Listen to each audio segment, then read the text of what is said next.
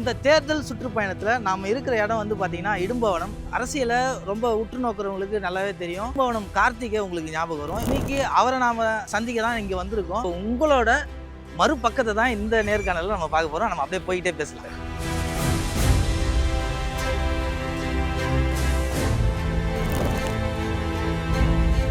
இதுதான் நம்ம வீடு. இதுதான் பொதுவாக அரசியல்வாதிகள்னா பெரிய மாளிகை வீடு இருக்கும், 2-3 கார் இருக்கும், நிறைய கூட்டம் இருக்கும். ஸோ அப்படி தான் நம்ம வந்து அரசியல்வாதிகள் வீடை பார்த்துருக்கோம். ஆனால் இந்த அரசியல்வாதி வீடு வந்து ரொம்ப எளிமையாக ஒரு ஊரில் நம்ம கட்சியில் எல்லாருமே அப்படி தான். நான் இல்லை, எல்லாருமே அப்படி தான்.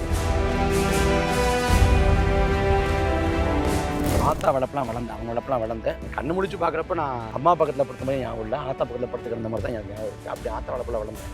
அவங்களோட தான் எனக்கு அதிகப்படியான பாசம் கிடைக்கும். அது ஏன் உங்கள் மேலே மட்டும் ரொம்ப அதிகமாக புரியும்? ஒரு நாள் வெளிநாட்டுனாலும் போயிட்டு வரா, ஒன்று சம்பாதித்தா ஒரு வீடு வரலாம், ஒன்றும் இல்லாமல் படித்து முடிக்காது போய் கற்றுக்கிறேன். ஏன் கலங்குறீங்க? இது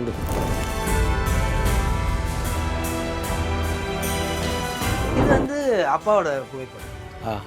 இல்லை, அவரோட பெரிய அளவுக்கு நெருக்கமாகவும் இருந்ததில்லை அப்படின்றீங்க. ஏன் அந்த அந்த இடைவேளை? மன வருத்தங்கள் என்ன சொல்கிறது, அதில் கொஞ்சம் மனக்கசப்பு வருது, கொஞ்சம் அதில் வந்து இடைவெளி விழுது. அதுக்கு பிறகு பெருசாக பேசுறது இல்லை.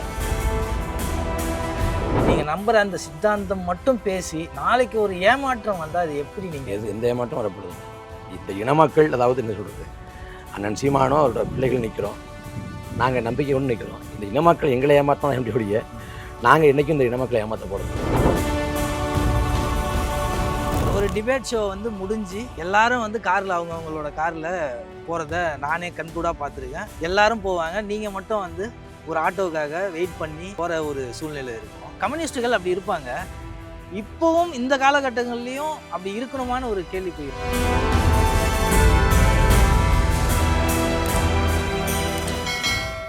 ஆரோரூட்ஸ் நேயர்களுக்கு வணக்கம்.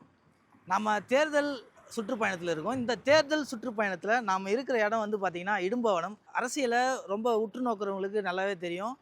இடும்பவனம் கார்த்திகை உங்களுக்கு ஞாபகம் வரும். இன்றைக்கி அவரை நாம் சந்திக்க தான் இங்கே வந்திருக்கோம். வரும்பொழுதே அவரை நம்ம வந்து இந்த ஊரோட எல்லையிலேயே பார்த்துட்டோம். எப்படி இருக்கீங்க? தேர்தல் பரப்புரையில் ரொம்ப பிஸியான ஒரு ஷெடியூலில் இருப்பீங்க. இந்த பரபரப்பான சூழ்நிலையில் இந்த ஊரோட எல்லையிலேயே வந்து உங்களை சந்திக்கிறதுல ரொம்ப சந்தோஷமாக இருக்குது. எப்படி போகுது பரப்புரை? எப்படி இருக்குது? இது நம்ம பேசிகிட்டு இருக்கிறது இடும்பவனம். இது திருத்துறைப்பூண்டி சட்டமன்ற தொகுதி. இங்கேருந்து ஒரு 4 கிலோமீட்டர் தாண்டினா தான் வேதாரண்யம் சட்டமன்ற தொகுதி ஆரம்பிக்குது. தொகுதி முழுக்க பரப்புரை செய்கிறோம். பரப்புரை செய்கிறப்ப வந்து இவ்வளோ நாளாக மக்களுக்காக தான் பேசணும், போராடணும் அப்படின்னா கூட இப்போ இன்னும் நேரடியாக வந்து அதை உணர முடியுது, அதை பார்க்க முடியுது. இப்போ சுதந்திர இந்தியா முதல் தேர்தல் இல்லையா? ஆமாம், சுதந்திர இந்தியாவில் வந்து ஏறக்குறைய 80 ஆண்டுகள் நினைக்கிட்டு இருக்கு. 76 ஆண்டுகால மக்களாட்சி நாடு, 60 ஆண்டுகால திராவிட கட்சிகள் ஆட்சி காலம். இன்னமும் மக்கள் குடிசைகளை வாழ்கிறாங்க. இன்னமும் வந்து குடிக்கிற தண்ணிக்கு தட்டுப்பாடாக இருக்குது. இன்னமும் வந்து போக்குவரத்து வசதி இல்லை. அப்போ அந்த வறுமையை, ஏழ்மையை, அவங்க கஷ்டப்படுறத வந்து கண்ணால் பார்க்க முடியுது. பார்க்குறப்ப வழியாக இருக்குது. அப்போ நம்ம என்ன சொல்கிறது, இதை தீர்க்கணும்னா அதிகாரத்தை கொடுங்க அப்படின்னு மக்கள்கிட்ட கேட்குறோம். இடும்பவனம் அப்படின்ற இந்த நேமை வந்து உங்களுக்கு வச்சுக்கிட்டதுக்கான ரீசன் என்ன? பெரிய காரணம் ஒன்றும் இல்லை. கார்த்திங்கிற பேர் வந்து நிறைய பேருக்கு இருக்கும், தொண்ணூறுகளுக்கு பிறந்தவங்களுக்கு. அதனால் வந்து முத்துப்பேட்டன் வச்சேன், அப்புறம் இடும்பவனம்னு ஏதோ இதில் வச்சேன். இப்போ அடைமொழின்றது, அடைமொழி அப்படிலாம் கூட யோசிக்கல. ஏன்னா அடைமொழின்றது நீங்கள் வந்து அந்த அந்த அந்த கல்லூரி காலங்கள்ன்றது யோசிச்சிருக்க மாட்டீங்க. அப்போ அப்பயே நீங்கள் வந்து பேரை சூஸ் பண்ணி இடும்பவனம் அப்படின்னு வச்சது பெரிய திட்டமிட்டு அப்படியெல்லாம் ஒன்றும் செய்யலை. தொடக்க காலத்தில் வந்து அப்போ நமக்கு புரிதல் இருக்காது. நம்ம ஆங்கில தலைப்பெழுத்த வைப்போம். அதுக்கு முன்னாடி புரிதல் வந்த பிறகு கார்த்திகிற பேர் நிறைய பேர் இருப்பாங்கிறதுனால அப்போ நம்ம ஊர் பேரை வச்சுக்கலாம் அப்படின்னு வச்சேன். அந்த சமயத்தில் வந்து ஊர் மேலே வந்து அலாதி பிரியம். அப்படின்னா என்னென்னா, இந்த ஊரை விட்டு பிரிய முடியாமல் அந்த கல்லூரி காலங்கிறப்ப இங்கேருந்து புதுக்கோட்டையில் போய் பாலிடெக்னிக்கில் படித்தேன். அப்போ படிக்கிறப்ப எப்போ ஊருக்கு வரலான்னு ஊர் மேலே ரொம்ப அதீதமான காதல் இருக்கும். அந்த சமயத்தில் ரொம்ப இருக்கும். அப்போ அந்த பிரியத்தில் வந்து என்னமோ தெரியல, அப்போ வந்து இடும்பவனம் கார்த்திகை வச்சேன். ஊரை பற்றியும் உங்களோட வாழ்க்கையை பற்றியும் உங்களோட வாழ்வியலை பற்றியும் தான் இந்த நேர்காணலில் நம்ம பேசணும், நல்லா இருக்கும்னு நினைக்கிறேன். ஏன்னா அரசியல் வந்து நீங்கள் கிட்டத்தட்ட வருடக்கணக்காக பேசி பார்த்துருக்கோம். ஸோ உங்களோட மறுபக்கத்தை தான் இந்த நேர்காணலில் நம்ம பார்க்க போகிறோம். நம்ம அப்படியே போயிட்டே பேசலாம்.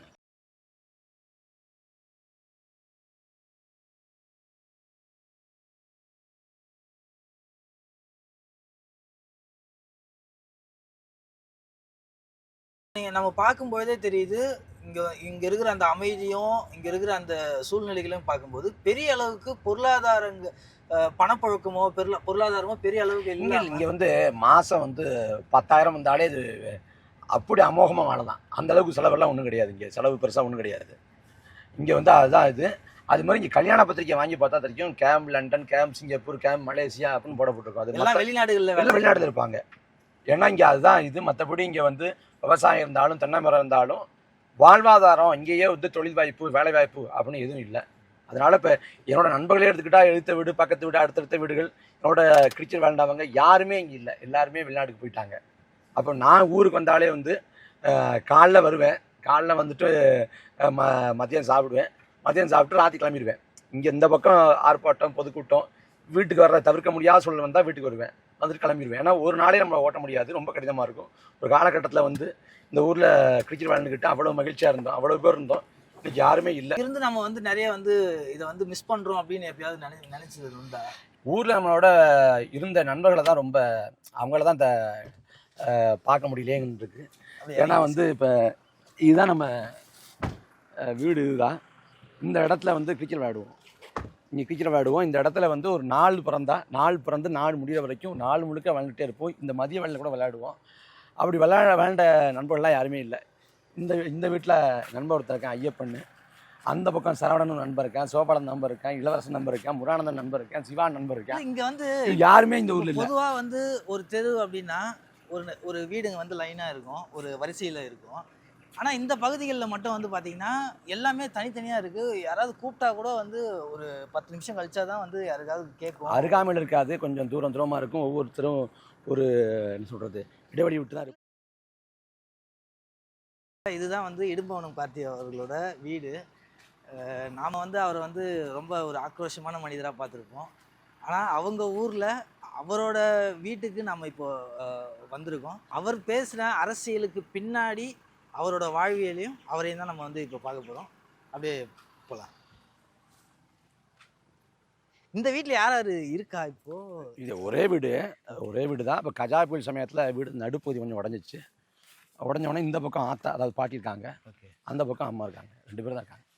இது கிட்டத்தட்ட ஒரு ஒரு ஒரு ஒரு காட்டு உள்ள இருக்கிற ஒரு வீடு மாதிரி இருக்குது. இல்லை அப்படிதான். நீங்க பள்ளி காலங்கள்லயும் இங்கதான் இந்த மாதிரியான ஒரு யாருமே இல்லாத ஒரு சூழ்நிலையில தான் வந்து யாருமே இல்லைன்னு சொல்றதை விட இப்போ நகரங்கள்ல நம்ம பார்த்துருப்போம், ஒரு நெருக்கடி அதிகமாக இருக்கும், பக்கத்தில் இருப்பாங்க. டவுன்லேயும் வந்து பார்த்தீங்கன்னா சிறு நகரங்கள்லேயும் அந்த மாதிரி இருக்கும். ஆனால் இங்கே இந்த மாதிரியான ஒரு அட்மாஸ்பியரில் உங்களுக்கு எப்படி வெளி உலக தொடர்புன்றது எங்கே ஏற்பட்டுச்சு? ஏன்னா இந்த ஊரை பார்க்கும்போதே தெரியுது, வெளி உலக தொடர்புன்றது பெரிய அளவுக்கு இங்கே கிடையாது. அப்படின்னும் போது இங்கே வந்து வெளி உலக தொடர்புன்றது எப்படி உங்களுக்கு ஏற்பட்டுச்சு? வெளி உலக தொடர்புன்னு ஒன்றும் இல்லை. நான் வந்து இயல்பில் வந்து நான் ரொம்ப கூச்சு பாவம், ரொம்ப இளைய மனசு. இப்போ இல்லை, அதெல்லாம் இளைய மனசு, கூச்சு பாவம், இயல்பில் தாழ்வு மனப்பான்மை கொண்டவன், ரொம்ப பயந்த சுபாவமும் கூட. நான் பள்ளிக்கூடத்தில் வந்து யார்ட்டையும் பேச மாட்டேன். ஏதாவது என்னை அடித்த வாத்தியாரை கூட நான் மனசுக்குள்ளே திட்டினது கிடையாது. என்னை அடிச்சா கூட அவங்கள திட்ட மனசு வராது. இவருன்னு பேச மாட்டேன், இவங்க தான் பேசுவேன். அப்போ வந்து ரொம்ப பள்ளிக்கூடத்தில் வந்து நான் ஹரிச்சந்திரன் கூப்பிடுவாங்க. அப்போ பள்ளிக்கூடம் இங்கே பக்கத்தில் இங்கே 1 கிலோமீட்டர். அப்படி ஒரு தொடக்கப்பள்ளி இல்லை, தொடக்கப்பள்ளி வந்து இங்கே இந்த பக்கம் தெற்க இந்த பகுதி, அந்த பக்கம் உயர்நிலை பள்ளிக்கூடம் இந்த பக்கம் 1 கிலோமீட்டர்.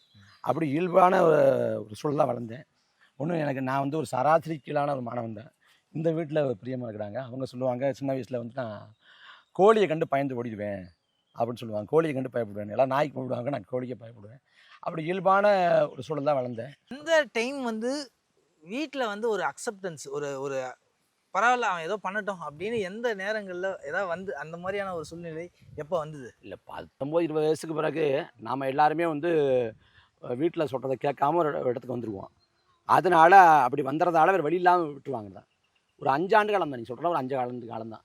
2018 வந்து இந்த காவல்துறை தாக்கியதாக ஒரு வழக்கப்போ காவல்துறை தேடி இங்கேயே வந்தாங்க, வீட்டுக்கு வந்தாங்க. நான் இங்கேயும் இல்லை, வெளில இருந்தேன். அப்புறம் அப்போ வீட்டில் எப்படி அதை எதிர்கொண்டாங்க? என்ன நான் சொல்லிட்டேன், இந்த மாதிரி இருக்குது அப்படின்னு சொல்லிட்டேன். அந்த சமயத்தில் அவங்க பயப்படத்தான் செய்வாங்க. இந்த ஊரில் இருக்கவங்க சில பேர் என்ன நினச்சிட்டாங்க, அவனை கொண்ட டெல்லி திகாரில் போட போகிறாங்க. அவங்களுக்கு தெரியலை, இது ஒன்றும் அப்படி ஒன்றும் அது இல்லை அப்படின்னு தெரியலை, திகாரில் போட்டுருவாங்க அப்படின்னு. அதுக்கும் பிறகு கைது செய்யப்பட்டு போன பிறகு ஊரில் பேசுவாங்க சிறைக்கு போயிட்டான் தேவையில்லான்னு பேசிக்கலாம். அதுக்கும் பிறகு நான் 2 மாதம் கழிச்சு வந்துட்டேன். யாரும் ஒன்றும் இந்த அப்பா ஒன்றும் பேசல, ஒன்றும் கேட்கல. அதுக்கு பிறகு நினச்சிட்டாங்க நீ கட்சிக்கு போ, சிறைக்கு போகாதான் கழிப்பாட்டுக்கு வந்துட்டாங்க. மற்றபடி புரிஞ்சுக்கிட்டாங்க. அந்த சமயத்தில் ஆத்தா பாட்டி இருக்கிறாங்க. அவங்க வந்து நான் அவங்கள தான் கவலைப்பட்டேன். ஆத்தா வளர்ப்பெல்லாம் வளர்ந்தேன், அவங்க வளர்ப்பெல்லாம் வளர்ந்தேன். நான் இயல்பட வந்து நான் இந்த கண்ணு முடிச்சு பார்க்குறப்ப நான் அம்மா பக்கத்தில் படுத்த மாதிரி ஞாபகம் இல்லை, ஆத்தா பக்கத்தில் படுத்து கிடந்த மாதிரி தான் எனக்கு ஞாபகம் இருக்குது. அப்படி ஆத்தா வளர்ப்பில் வளர்ந்தேன். அவங்களோட தான் எனக்கு அதிகப்படியான பாச பிணைப்புலாம். நான் அவங்கள நினச்சி தான் சிறைக்குள்ளே வந்து ஏதாவது ஆகிடுமோ பார்த்தாங்களா? இல்லை அப்போ ரொம்ப குண்டாஸுக்கு வந்து குடும்பத்துலேருந்து யாராவது வந்து ஒரு அதான் அந்த கதை என்னென்னா, அவங்க ஆத்தா ரொம்ப நினச்சி கவலைப்பட்டு அழுதுகிட்டு இருந்துச்சு அப்படின்னு கேள்விப்பட்டேன். நான் அங்கேருந்து தொலைபேசியில் பேச முடியுமில்ல, அந்த வாய்ப்பு இருக்குல்ல. அதில் கூப்பிட்டு பேசுகிறப்ப இந்த மாதிரி கவலைப்படாத, ஹாஸ்டல் மட்டும் தான், ஒன்றும் இல்லை வந்துடுவேன், உன்னை யார் அதெல்லாம் பண்ண சொன்னது அப்படின்னு, அதெல்லாம் கவலைப்படாத. அவங்களுக்கு என்னென்னா கூட்டத்தில் பேசினாலே வேகமாக பேசாத, வேகம்னா இந்த ஆவேசமாக யாராவது பஸ்ஸில் நிறுத்தி அடித்தா நான் என்னடா பண்ணுவேன் அப்படின்னு. அதான் அவங்களோட புரிதல், அவங்களோட உலகம் அவ்வளோதான். அதனால் சிறைக்கு போனப்போ அங்கேருந்து கூப்பிட்டு நான் அங்கேருந்து தொலைபேசியில் பேசலாம்ல, அந்த வாய்ப்பில் நான் கூப்பிட்டு சொல்லிட்டேன். இது அவங்களுக்கு ஏதாவது ஆகிடுமோ அப்படி இப்படி தான் எனக்கு அந்த கவலை தான் இருந்துச்சு. துறைமுக அண்ணா வந்து ஏறக்குறைய ஓராண்டு காலம் சிறையில் கிடந்து கஷ்டப்பட்டார்.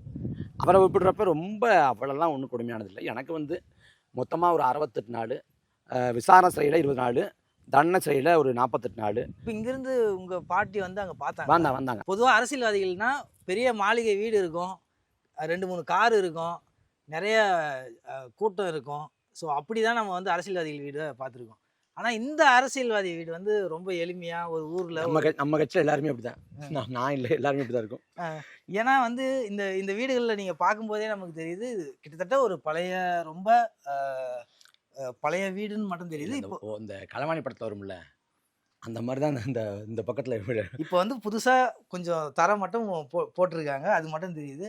இந்த வீடுன்றது நீங்கள் பிறந்து வளர்ந்த வீடு. ஆமாம் ஆமாம், இங்கே தான் நீங்கள் வந்து பிறந்தது வளர்ந்தது எல்லாமே.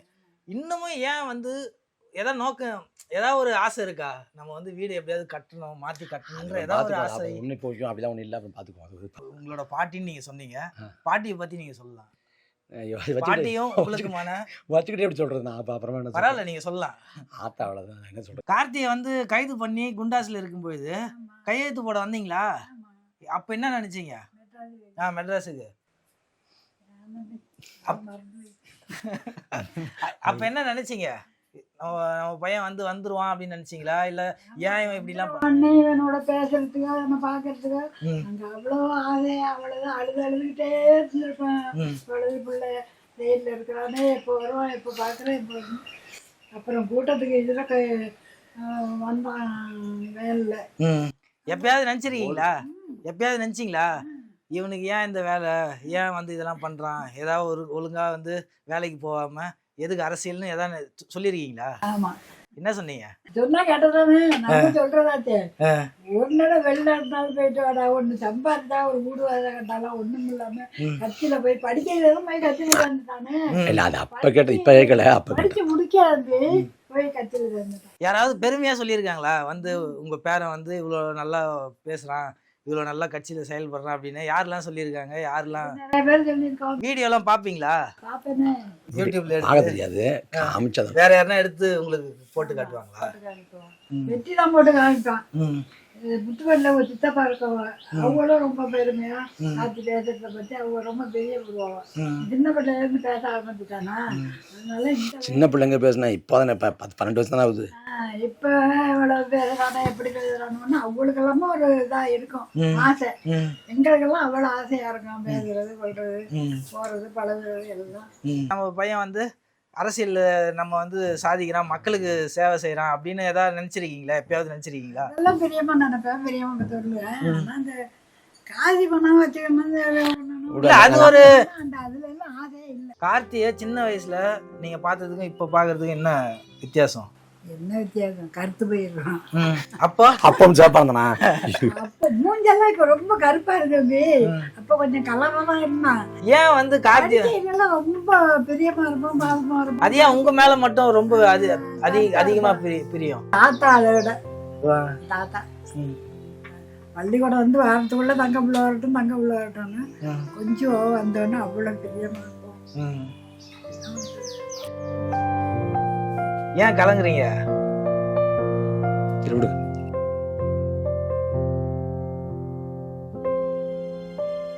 இது வந்து அப்பாவோட புகைப்படம் இது. ஆ அப்பாவை பற்றி மேக்சிமம் வந்து அதிக அதிக அளவுக்கு பேசுனது இல்லை, அவரோட பெரிய அளவுக்கு நெருக்கமாகவும் இருந்ததில்லை அப்படின்றீங்க.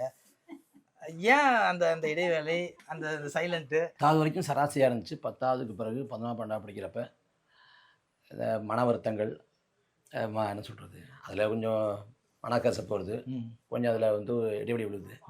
அதுக்கு பிறகு பெருசாக பேசுகிறதில்ல, பேச குறைச்சி அப்பப்போ பேசிட்டு இருந்தேன். கடைசியாக ஒரு 5 வருஷத்துக்கு முன்னாடி அவர் மேலே உள்ள வருத்தம் கோவம் எல்லாம் அதுக்கு முன்னாடி இல்லை. இல்லை, அது சின்ன ஆனாலும் அந்த திரும்ப அந்த நெருக்கமெல்லாம் வர முடியல.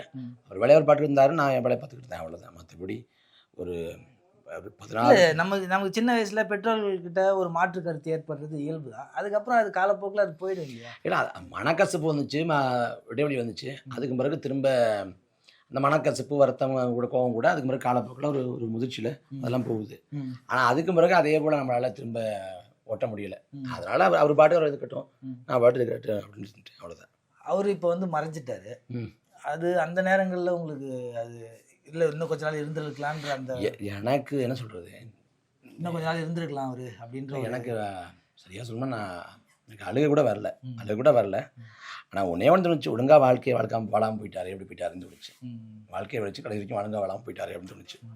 மற்றபடி அது ஒரு இழப்பு துயரம். இல்லை, அவரோட கடமைகளை ஒரு சரிபட செய்யலைன்றது தான் உங்களோட கோபமா? இல்லை சராசரியாக எல்லாருக்கும் இருக்கக்கூடிய அந்த வருத்தம்? இல்லை, இப்போ எனக்கும் வந்து ஒரு கோபம் இருக்கும். அதே தான் சராசரியாக ஒரு கடமையை செய்யலை.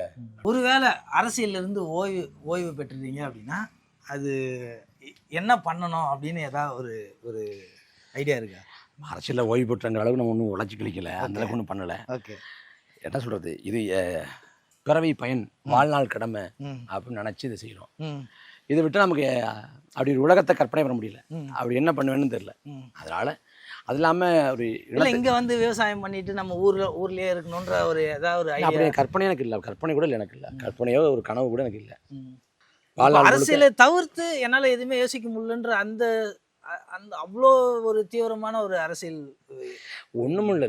லட்சக்கணக்கான மக்கள் சாகிறப்ப நம்ம அதை தடுக்க முடியாமல் நாமளும் அதை வேடிக்கை பார்த்துட்டுட்டோமேங்கிற ஒரு குற்ற உணர்ச்சி தான். அந்த குற்ற உணர்ச்சி மட்டும்தான் இந்த இடத்துல கொண்டாந்து எடுத்திருக்கு அப்படின்னு நினைக்கிறேன்.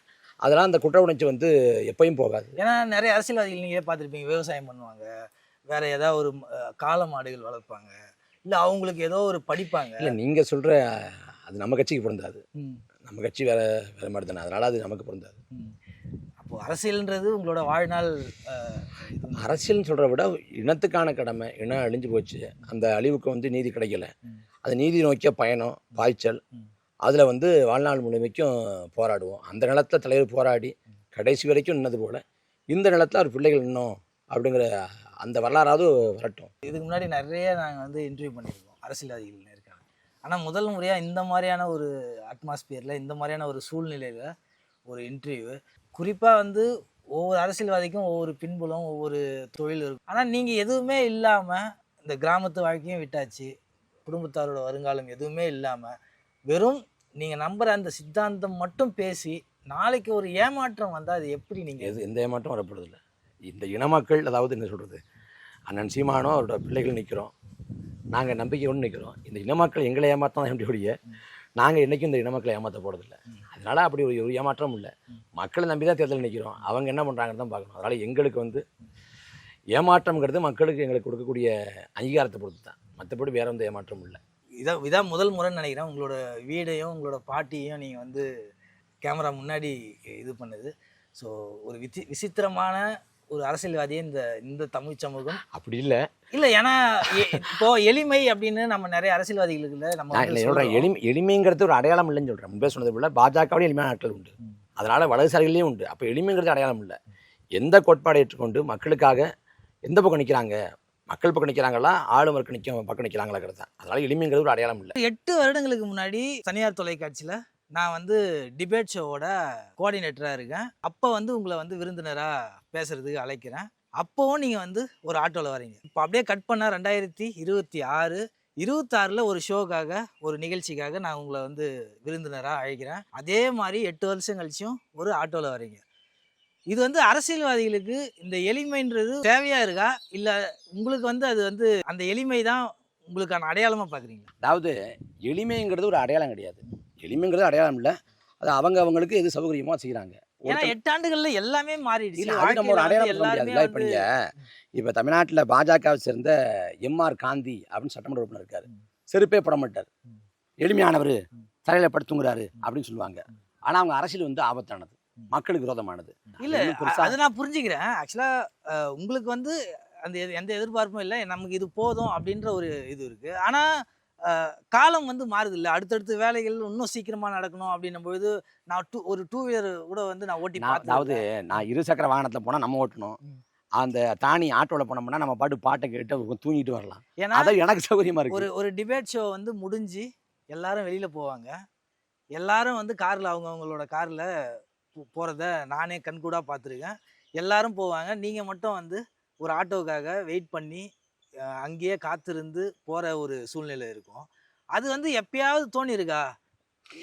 எனக்கு உண்மையாக சொல்ல போனால் எனக்கு வந்து இந்த காரை விட எனக்கு பிடிச்சது வந்து பேருந்து பயணம் தான். அது எளிமை அப்படின்னு இல்லை. நீங்கள் வந்து நான் இன்னும் சொல்கிறேனே, காரில் கூட நீங்கள் தூங்க முடியாது, சாஞ்சு படுக்க முடியாது, கொஞ்சம் கஷ்டமாக இருக்கும். இன்றைக்கி வந்து பேருந்துகளில் வந்து படுத்துட்டு போகிறதுக்கு வாய்ப்பு இருக்குது. படுத்துட்டு ஏசியே வந்துருச்சு. நான் படுத்துக்கிட்டு ஏசியை போட்டு ஏதாவது பாட்டு கேட்டு இல்லை ஏதாவது வீடியோ பார்த்துக்கிட்டு அப்படியே தூங்கிட்டு போக முடியும். அப்போ பேருந்து பயணமே சொகுசாக தான் இருக்குது. அதை கடந்து எனக்கு அந்த வாகனங்களை பற்றிய பெரிய புரிதலும் கிடையாது, அது பெரிய ஆர்வமும் எனக்கு கிடையாது. நிறைய நாள் எனக்கே தெரியும், நீங்கள் வந்து ஆட்டோவுக்கும் இதுவுக்கும் நீங்கள் வந்து யாருக்கிட்டையும் வாங்க மாட்டீங்க. குறிப்பாக ஊடகங்களில் நீங்கள் வந்து கேட்டு வாங்குற பழக்கம் உங்களுக்கு வந்து கிடையாது. நம்ம கட்சி யாருமே வாங்குறது அப்படின்னும் பொழுது அந்த போயிட்டு வர பொருளாதாரத்தை சமாளிக்கிறது கூட ரொம்ப கஷ்டப்பட்டு அது ஒரு காலம் இருந்துச்சு. ஆனால் இப்போ இல்லை. அது ஒரு காலம். இப்போனா 2013 தொடக்க நிலையில் பேச்சாளர் இருக்கிறப்ப அப்போ நான் அப்போ அறியப்படுறேன், தொடக்க நிலையில் அறியப்படுறேன், முகம் அறியப்படுது. அந்த சமயத்தில் வந்து கையில் பெருசாக காசு இருக்காது. அப்போ வந்து சாப்பிடக்கூடிய நேரத்தில் காசு இல்லாமல் வந்திருக்கு. அந்த சமயத்தில் வந்து அங்கே செங்குன்றத்தில் ஒரு கடை இருக்கும், அங்கே கணக்கு வச்சுருப்போம். மாலையில் போய் அங்கே 4 பரோட்டா, ஒரு ஆம்லெட் சாப்பிட்ருவோம். அது இதாக இருக்கும். காலை சாப்பிட மதிய சாப்பாடு ஏதாவது கடைசியில் சாப்பிட்டுக்குவோம், இல்லை சாப்பிட கூட இருந்துருவோம். உணவத்து போய் சாப்பிட்டதில்லை. அந்த காலம் தான் கடிதமாக இருந்துச்சு. அப்படியே எப்பயாவது வறுமையை உணர்ந்தது உண்டா? அது எல்லாரையும் போல தானே. சென்னைக்கு போயிட்டு யார் பசி பட்டினியாக இருந்ததில்லை. அப்படி நானும் இருந்துக்கிறேன். இல்லை, அது வந்து தொழில் முறையாக வந்து கஷ்டப்படுறவங்கள பார்த்துருக்கோம். ஒரு அரசியல் கட்சிக்கு ஏன்னா கம்யூனிஸ்டுகள் அப்படி இருப்பாங்க. இப்போவும் இந்த காலகட்டங்கள்லையும் அப்படி இருக்கணுமான்னு ஒரு கேள்விக்குறி வருது. இப்போ இல்லை, 2013 அந்த தொடக்க நிலையில் அந்த செங்குன்றத்தில் தங்கியிருந்தப்போ தொடக்க நிலையில் அப்போ கையில் காசுலாம் வந்திருக்கு. அன்னைக்கு கூட்டத்துக்கு போகாமல் அன்னைக்கு காசுலாம் வந்திருக்கு. யார்கிட்டயாவது கேட்டிருக்கீங்களா இந்த மாதிரி பேருந்துக்கு வேணும் அப்படின்ற மாதிரி? ஏதாவது ஒரு திருச்சி அண்ணங்களே காசு கொடுப்பாங்க, நான் கேட்க மாட்டேன், அவங்களே கொடுப்பாங்க. தயக்கம் இருந்திருக்கா நமக்கு? ஐயோ இன்னைக்கு நமக்கு பேருந்து இருந்திருக்கு, அதெல்லாம் இருந்திருக்கு. நம்ம பேருந்துக்கு போகணும், இப்போ நம்ம கிட்ட காசு இல்லை, சரி கேட்கலாமா வேணாவா? இல்லை, நான் அது ஒன்றே ஒன்று இருக்கும், கேட்கவே கூடாது அப்படிங்கிறது மட்டும் இருக்கும். அதை கேட்கவே முடியாதுன்னு இருக்கும். அப்படி இருந்திருக்கு. அது தொடக்க நிலையில் எல்லாரையும் போல அந்த நிலையை நானே கடந்து வந்திருக்கேன். இப்போ வந்து உங்களோட வாழ்க்கையை பார்க்கும்போதே தெரியுது, நீங்கள் வந்து தன்னலம் பாராமல் நீங்கள் நம்புகிற அந்த ஐடியாலஜியை மட்டும்தான் பேசுகிறீங்க. நீங்கள் எதுக்காகவும் வந்து அப்படி நிற்கக்கூடிய லட்சக்கணக்கான நாம் தமிழர் கட்சியோட பிள்ளைகளை நான் ஒருத்தன், நீங்களும் ஒருத்தீங்க. ஆனால் உங்களை விமர்சன ரீதியாக வந்து சித்தாந்த ரீதியாக விமர்சனம் வரும்போது நீங்கள் அதை ஏற்றுக்குவீங்க. ஆனால் அது நான் சொல்லாமல் தெரியல, இப்போ ஒரு கறி கஞ்சி அப்படின்னு உங்களை கிண்டல் பண்ணும்போது எப்பயோ வருத்தப்பட்டிருக்கீங்களா? நம்ம வந்து எல்லாத்தையும் விட்டுட்டு தான் நம்ம இந்த கலர். எனக்கு சாம்பார் கிண்டல் பண்ணி தான் வருத்தப்பட்டிருப்பேன்.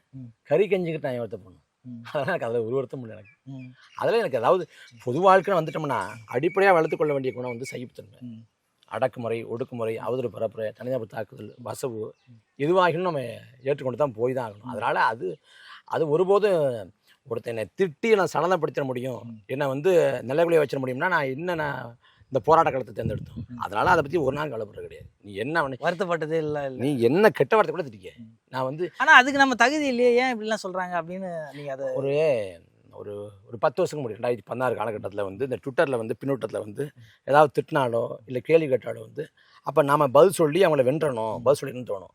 போக ஒரு முதிர்ச்சி பக்கம் வர்றப்ப இதுக்கெல்லாம் பதில் சொல்லிக்கிட்டு நம்ம யாருக்கும் இந்த வீச்சு தேவையில்லை. நம்ம உறவுகள் இருக்கிறாங்க, நம்ம அண்ணன்கள் இருக்கிறாங்க, அண்ணிகள் இருக்காங்க, தங்கைகள் இருக்காங்க, அக்கா இருக்காங்க, அவங்களுக்கு நம்ம யாருன்னு தெரியும், நம்ம மனசாட்சிக்கு நம்ம யாருன்னு தெரியும். அதாவது ஊர் உலகம் வந்து நம்மளை உயர்த்தி பேசினாலும் எனக்கு என் மனசாட்சிக்கு நான் யாருன்னு தெரியும். என்ன சொல்கிறது என்னோட ஒருத்தும்பாங்களா ஆங்கிலத்தில், அது என்னன்னு எனக்கு தெரியும். அதனால் புகழ்ந்து பேசினாலோ பாராட்டினாலோ அது என் தலைமையில் ஏறதும் இல்லை, இல்லை இகழ்ந்து பேசுகிறாங்க அப்படிங்கிறதுனால நான் வந்து அதனால் ஆனா கவலை. என்னதான் இருந்தாலும் மனிதர்களுக்குள்ள ஒரு ஒரு உணர்வு இருக்கும்ல, நம்ம தகுதியே இல்லை ஏன் இப்படிலாம் நம்மள அதாவது நம்ம ரொம்ப மதிக்கிற, நம்ம கொண்டாடுற, நம்ம அன்பு வச்சிருக்க ஒருத்தவங்க வந்து நம்மளை சொன்னாங்கன்னா நம்ம வருத்தம் பண்ணணும். இவங்க யாருனே தெரியல, அவன் திட்டத்துக்கு ஏன் வருத்தம் பண்ணணும்? அதனால் அப்படி திட்டவன் நேரில் பார்த்தா கூட அவன் பேச மாட்டேன். நேரில் என் கண்ணை பார்த்து எனக்கு நேராக வந்து பேசு, நான் ஏற்றுக்கிறேன். நேரில் பார்த்தா கை கொடுத்தா அவன் பேசுவான். அதனால் அதுக்கு கவலைப்பட தேவையில்லை. பொது வாழ்க்கைக்கு வந்துட்டு அதெல்லாம் இயல்பு தான். அது ஒன்றும் பெருசாக பொறுப்பட தேவையில்லை. உங்களோட இவ்வளோ நேரம் பொறுமையாக உங்களோட நேரத்தை எங்களோட நேயர்களுக்காக செலவு பண்ணதுக்கு ரொம்ப நன்றி. நன்றி.